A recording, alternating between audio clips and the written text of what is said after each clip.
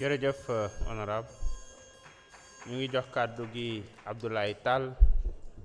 Khady Sarr mën nga waajal.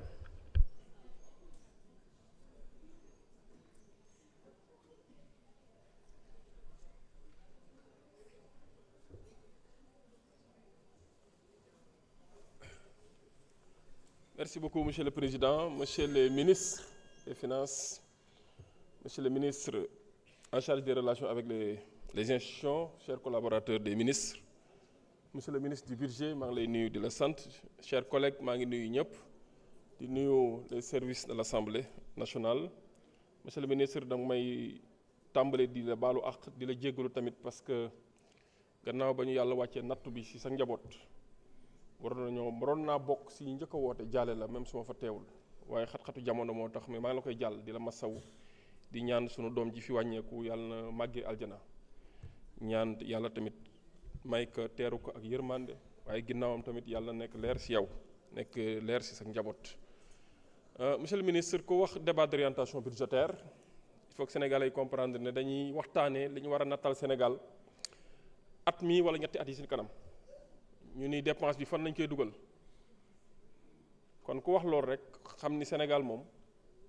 fépp metti ñi fi dégg ñi ngay wax ñëpp daaw nii lañ ko waxee woon daaw jig nii lañ ko waxee woon kon métti yi ñu ngi fi ba tey ci métti yooyu nag dama ci dugg ci justice te su ma nee justice yaatu na yaatu goo xam te ni mais ñaari pàcc ñoom si gën a ëppal solo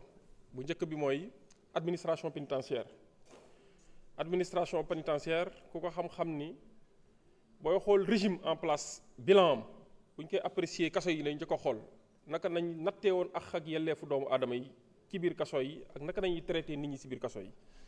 ba tax na ma lay ñaan ci li ngay nattal ci bu baax administration pénitentiaire d'abord ci le renforcement des infrastructures pénitentiaires kaso yi avec le minimum de standards pour respecter la dignité humaine beneen bi mooy nga valoriser les conditions de travail des agents de l'administration pénitentiaire parce que dama gëm ni ñoom ils sont en train de subir une injustice je peux même qualifier les parents pauvres de notre administration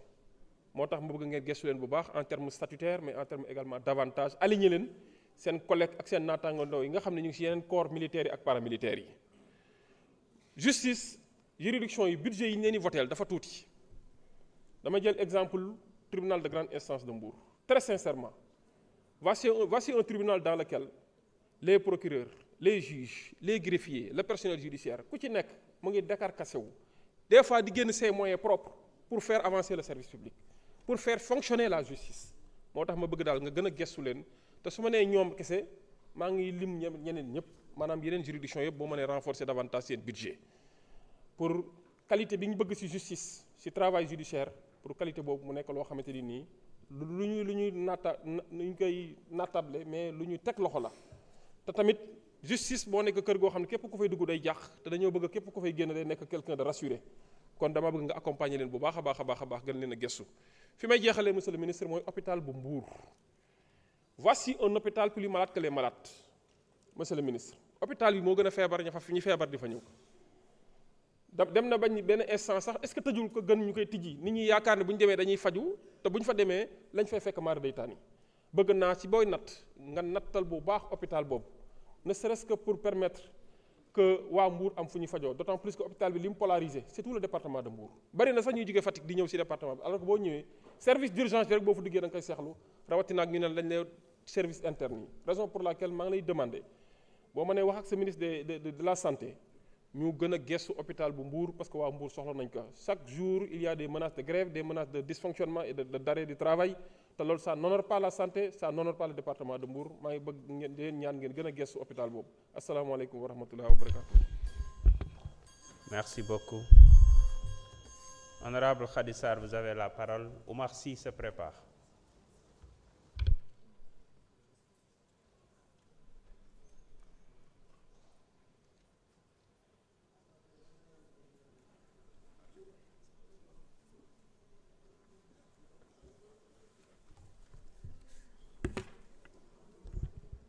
Merci beaucoup monsieur le président maa ngi lay nuyu bu baax di la ziar di nuyu sama honorable collègue député yi di nuyu également messieurs les ministres ak leurs collaborateurs sans oublier le personnel administratif de l'Assemblée nationale. Monsieur le ministre, bala may dugg ci DPBEP damay ñëw tuuti ci rapport introductif bi nga xamante ni suñu collègue liir na ko fii muy pas yu am solo yu nga xamante ni